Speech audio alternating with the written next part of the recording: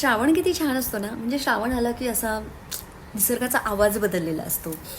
असं छान सगळी झाडं अशी फुललेली असतात, सगळीकडे पाणीच पाणी असतं आणि माणूस पण मांसाहार टाळतो. तर मग का टाळतो?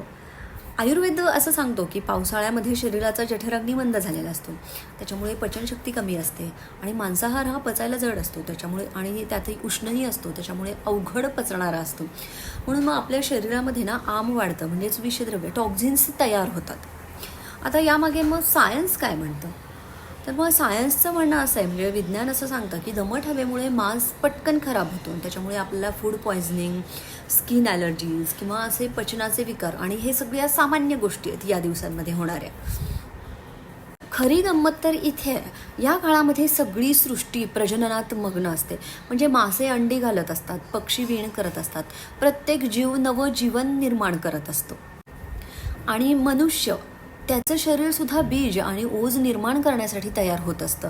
आणि म्हणूनच संयम, सत्व आहार आणि शुद्ध जीवनशैली ही या काळात अत्यंत आवश्यक गोष्ट आहे. आणि म्हणूनच श्रावणामध्ये मांसाहार टाळणं ही केवळ श्रद्धा नाही आहे, तर ती सृष्टीच्या बीजाची, शरीराच्या शक्तीची आणि आत्मशुद्धीची तयारी असते.